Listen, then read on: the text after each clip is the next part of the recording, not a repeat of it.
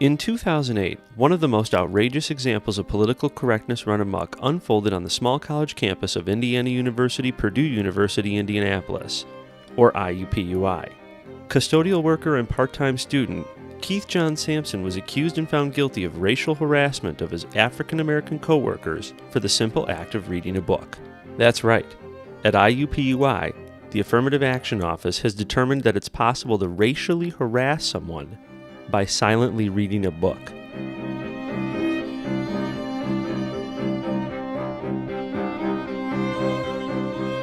Keith John Sampson is a janitor and a student at IUPUI, and on his break he was, on his own time, reading a book which apparently some of his co-workers considered an offense, and they considered the book was harassing them.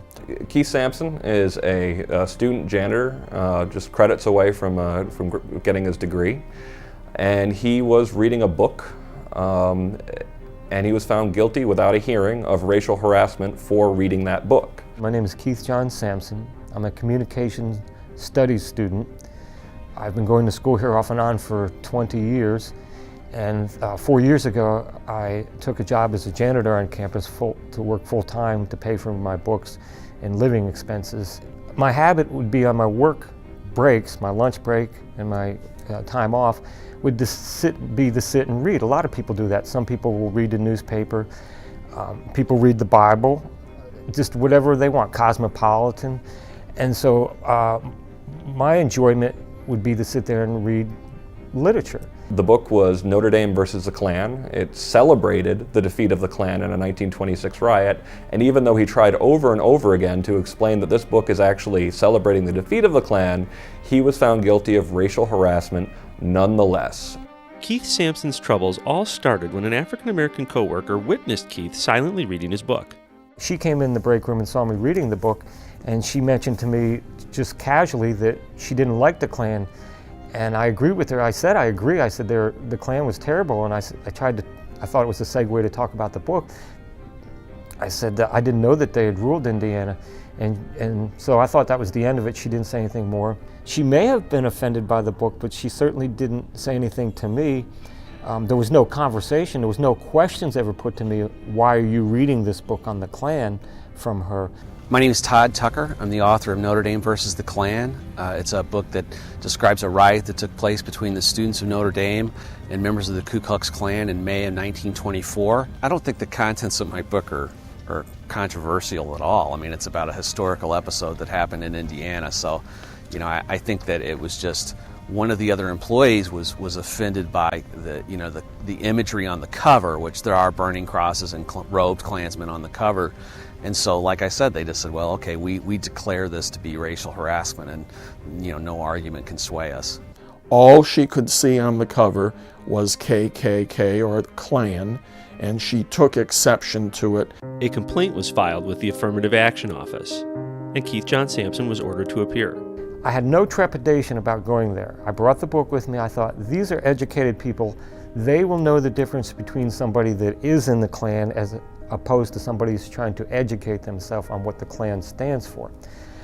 I brought the book in. I met with this woman, Marguerite Watkins is her name, and we sat down and we had a conversation. She asked me, about the book. I tried to show her the book. I pro-offered the book to her. She didn't seem interested in looking at it. I knew I was in a little bit of trouble when she started looking away and not making eye contact anymore and yawning.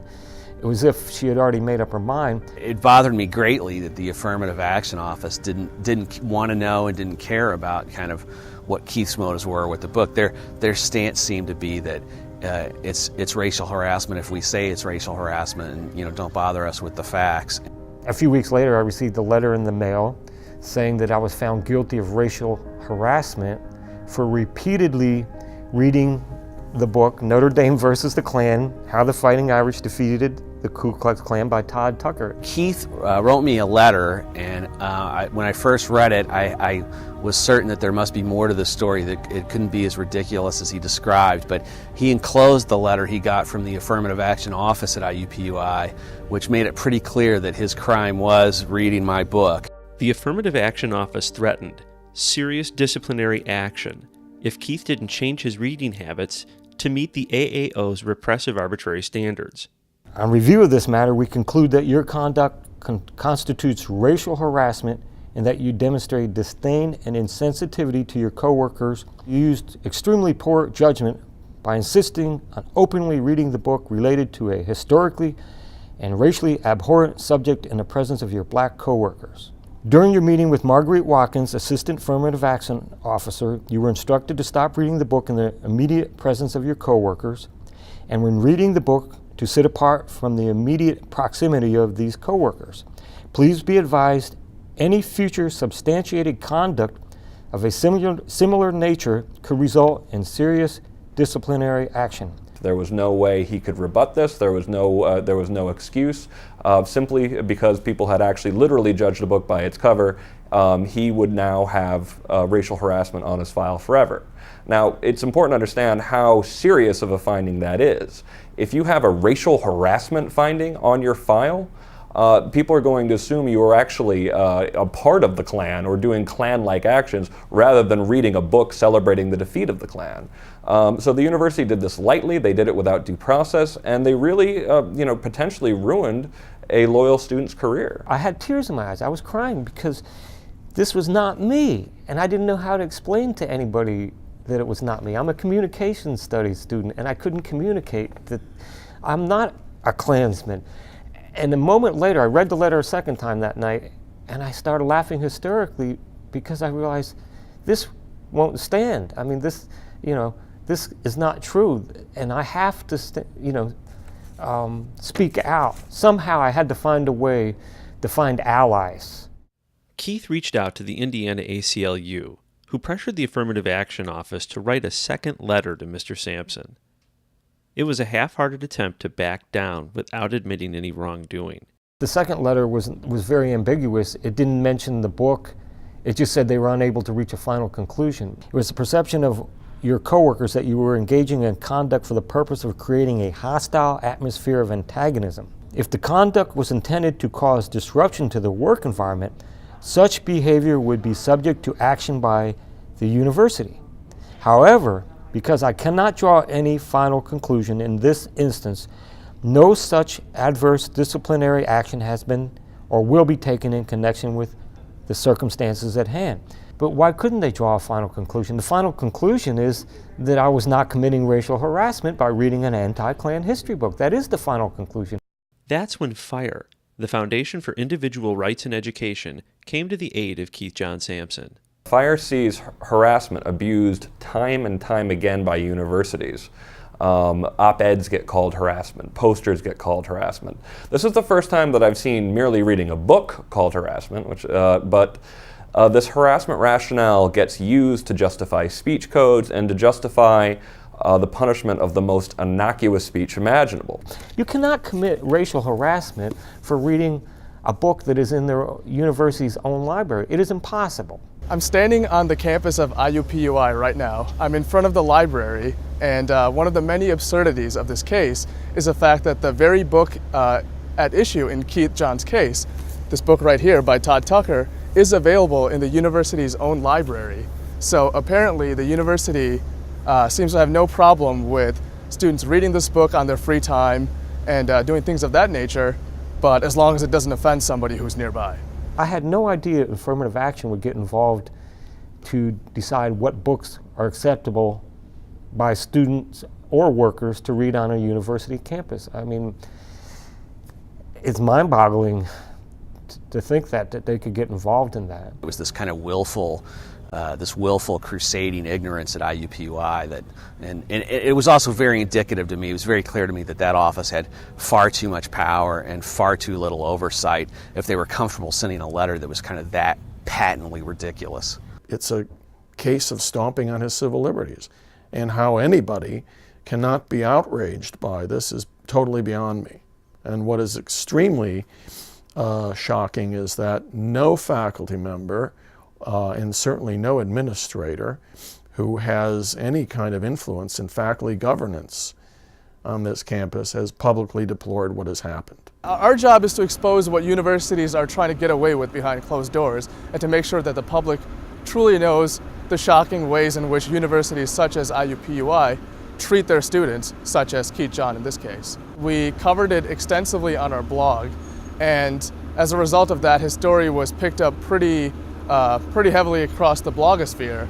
And after that, we decided to write Chancellor Bantz here at IUPUI to request that the university do the right thing by Keith John, that they remove the harassment finding from his record, and that they apologize to him for the terrible way in which he was treated.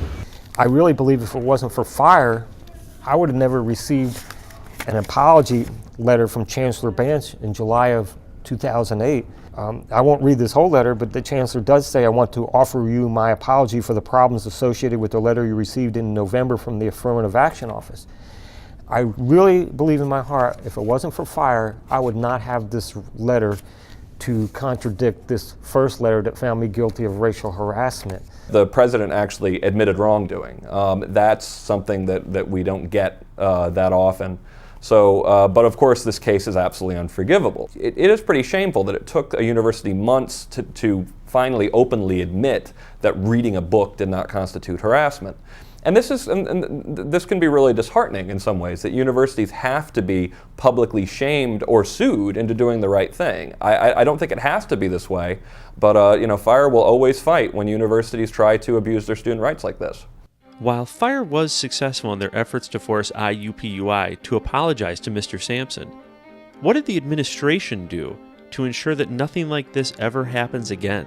As far as I can tell, there's been no investigation of the Affirmative Action Office. There's been no investigation of Marguerite Watkins.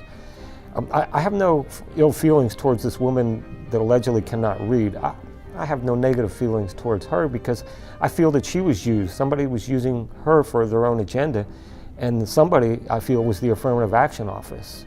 What used to be the Affirmative Action Office is now the Office of Equal Opportunity, and Marguerite Watkins is the assistant director within this new department, and presumably holds the same powers and same responsibilities that she had previously. Why is Marguerite Watkins still holding a position of authority where she can wield power over other people? At the very least, she should have been sent back to school.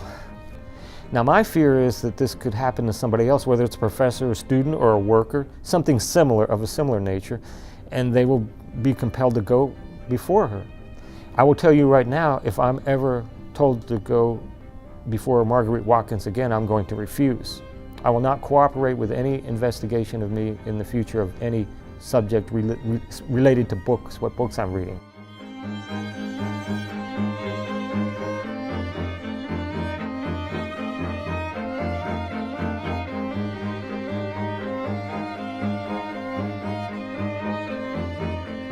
If you would like information on becoming a student at IUPUI, please visit their website at www.iupui.edu/admissions.